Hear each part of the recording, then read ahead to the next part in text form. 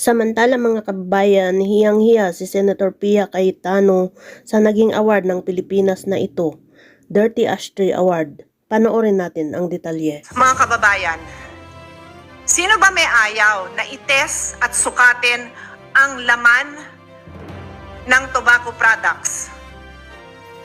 Bakit ayaw? Bakit ayaw ipates? Ano ba laman nun na ayaw ipaalam sa atin? Bakit naman tayo may delegation na hinaharang ang information na makakasakit sa ating mga kabataan? Hinaharang dahil meron silang nilalagay doon na alam nilang nakakasama sa kabataan. Imagine, ganun na nga ginagawa nila, dirty tactics. Sinuportahan pa ng gobyernong to. Sinama pa sila at sinuportahan pa ang ganitong mga pangyayari. Nakakahiya, Mr. President. Mr. President, we have a public duty to protect public health. The loss of lives is immeasurable. The young people that may not reach their full potential because they die of tobacco and tobacco-related products, which includes vape and e-cigs, is real.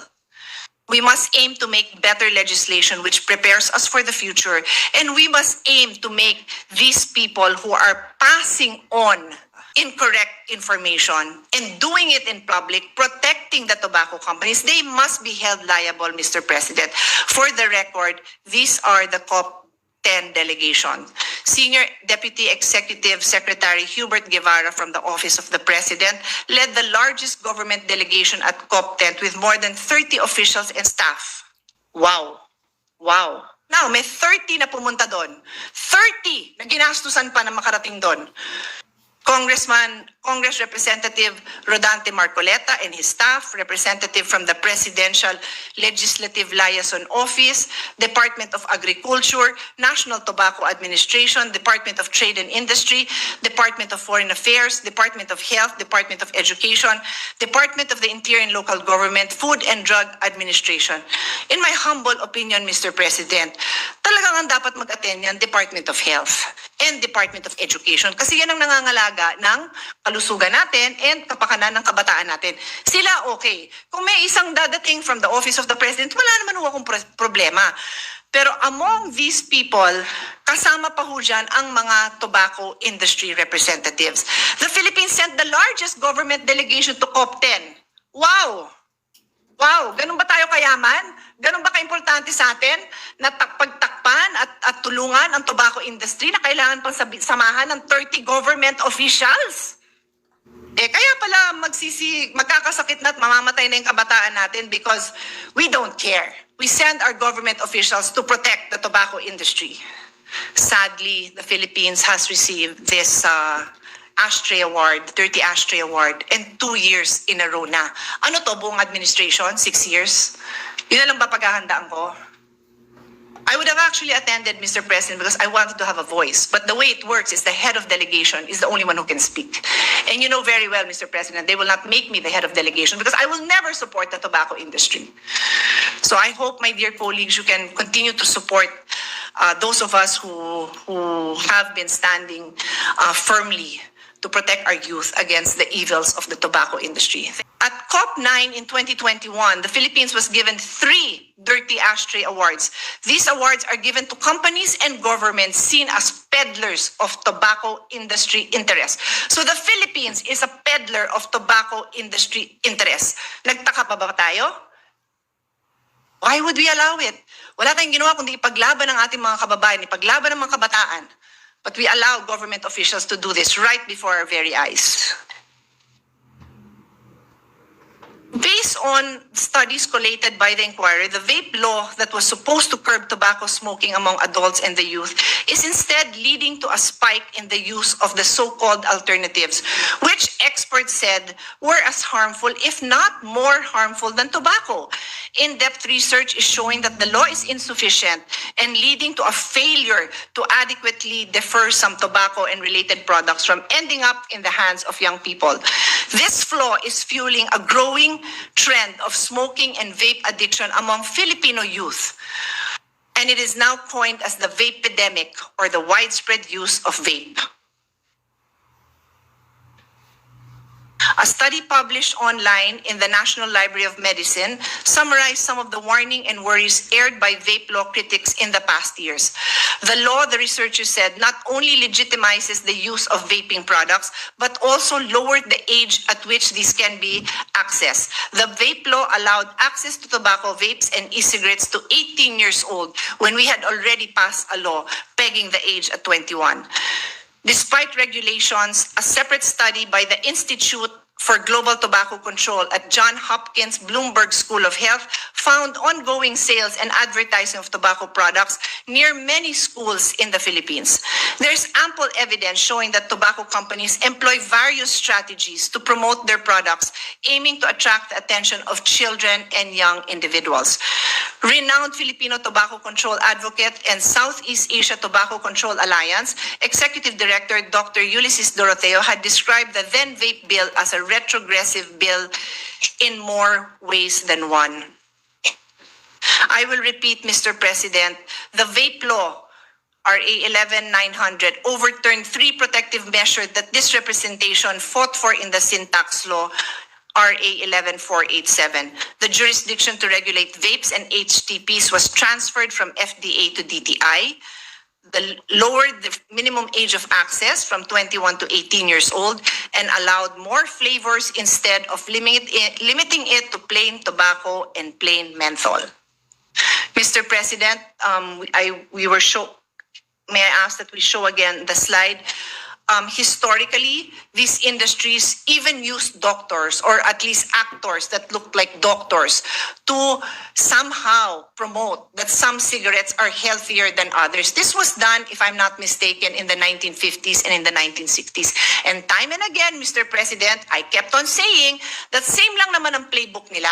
They will still use, whether it's doctors, meron pang dentista, nagsasalita pa sila sa mga conference na patago, pero nalalaman naman natin, kino-convince ang mga ibang professional na mag-shift sa vape. Hindi dapat nag-shift, dapat wag nang manigarilyo at wag din mag-vape. The tobacco industry is slimy, to say the least. They have a track record of avoiding regulation all over the world. In 2009, we passed the FDA law, which intended to cover all tobacco products and other products that have an effect on health. The industry filed the TRO on FDA.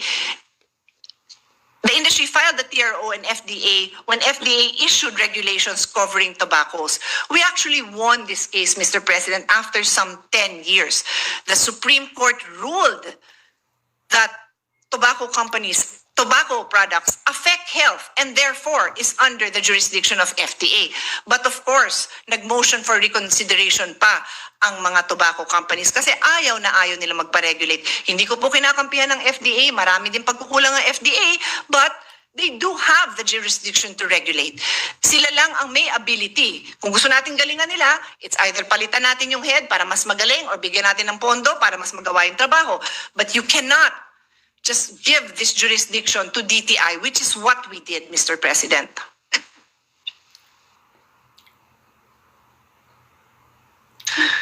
Global tobacco epidemic. It described the FCTC as an evidence-based treaty that reaffirms all people's right to the highest standard of health. Regular sessions of the COP are held every 2 years. The Philippine delegation this year was given the Dirty Ashtray Award for its brazen use of tobacco industry tactics to dispute and delay throughout COP10. According to the Southeast Asia Tobacco Control Alliance, otherwise known as SIATCA, after almost 3 days of deliberation, parties failed to achieve consensus to establish an expert group to facilitate implementation of FCTC Article 9 and 10 on the regulation and disclosure of the contents and emission of tobacco products, with the Philippines joining a minority of parties blocking consensus. What is Article 9 and Article 10? Article 9 deals with the testing and measuring of the content and emission of tobacco products and their regulation. Now, what is Article 10? Article 10 deals with the disclosure of information on such content and emission to government authorities and the public. Disclosure of information. Ang nais lang naman ipaglaban ng health advocates is kayong mga tobacco product sellers, distributors, tobacco companies. Legal naman ang pagbebenta nyo. Pinayagan naman kayo magbenta sa aming bansa. Pero, you must conform to regulation. You must disclose kung ano yung laman ng mga produkto nyo para ma-regulate naman kayo. Dahil kung hindi kayo ma-regulate, paano naman ang mga kabataan? Paano naman din ang may edad na na-addict? Dahil nga may mga laman yan na nakaka-addict at nakakasama sa katawan. Why in the world would we send a delegation that would prevent full disclosure of harmful ingredients in tobacco products, including vapes and e-cigs? Why? Because we do not have the political will to fight against these tobacco companies. Nakakahiya. It's bad enough that these tobacco companies are allowed to get away with it. But it is even worse and unacceptable that sinasamahan pa sila. Inimbita pa na sumama dito sa conference na to. Ang sumasama dapat sa conference na to, health advocates. Kung gusto naman ng tobacco companies na fair lang ang turing sa kanila, makapagbenta sila, nakakapagbenta naman sila eh. Regulation lang ang gusto natin. And sinamahan pa sila, holding hands pa sila ng ating mga government officials to attend this international conference. I have no words, Mr. President. It is an embarrassment. According to the reports, the Philippines proposed a compromise option that further muddled the discussion and caused more delays. My God, my Lord, bakit ba kayo pinanganak at nagdala pa kayo ng ganyan tao sa isang health conference na manggugulo lang? With no more time left to continue deliberations, the agenda item was deferred to COP11. Every delay is a win for the tobacco companies. Every delay is on the hands of our government officials who allowed it, who held hands with these people and allowed it and are probably cheering na na-accomplish nila yan. Babalik ko, ano yung na-accomplish nila? Ginulo nila yung mga debates para yung simpleng requirement na ilista nila at isubmit nila yung ingredients na laman ng kanilang produkto, ibibigay nila, hindi nila magawa, nanggulo pa sila, dinelay pa nila, dinamay pa nila yung buong mundo. Nakakahiya, Mr. President. Former Health Secretaries Alexander Padilla and Esperanza Cabral have said that this is alarming and that the Philippine delegation should take this dishonor as a wake-up call. Hindi lang wake-up call, Mr. President. Ikulong na yung mga taong yan. Budget pa tayo ng budget. Our chairman of the Committee on Health is here. Budget pa tayo ng budget. Debate pa tayo ng debate na increase yung budget ng healthcare. But on the other hand, sabay-sabay sumasakay ng eroplano at nag-a-attend ng health conference para guluhin yung health conference na yan at para i-dilute yung mga provisions na makakapagbigay lang naman ng information sa ating lahat. O kaya tuloy maraming naniniwala, nakakabuti sa kanilang vape. Kasi hindi naman binibigyan ng public, hindi pinapaalam sa public kung ano yung laman yan. At ito, harap-harapan na ipaglalaban nila na itago yung information. 11 former health and education officials have urged the Philippine representatives to the COP10 of the WHO FCTC to take a stand against e-cigarettes or vapes amidst an increase in its use among the Filipino youth. Dr. Jaime Galvestan, DOH Secretary 1995, Dr. Carmencita Riodica, 2001 to 2005, Dr. Esperanza Cabral, DSWD Secretary 2005 to 2009, and DOH Secretary 2010, Dr. Pauline Rosel Ubial, DOH Secretary 2016 to 2017, Attorney Alexander Padilla, DOH Undersecretary 2001 to 2009, Dr. Susan Mercado, DOH Undersecretary 1998 to 2001, Dr. Madeline Valeria, DOH Undersecretary 2012 to 2013, and former Education Department officials, Brother Armin Luistro, DepEd Secretary 2010 to 2016, and Attorney Alberto Muyop, DepEd Undersecretary 2010 to 2016.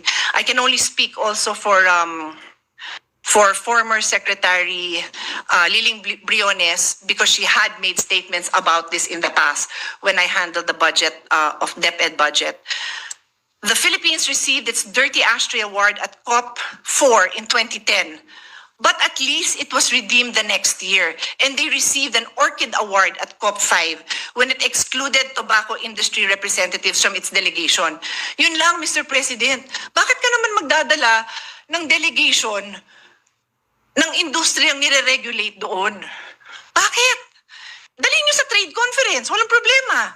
Pero ba't mo dadalhin sa isang health conference tapos magpapadikta ka? Yan ang ginagawa po natin, Mr. President. Nakakahiya.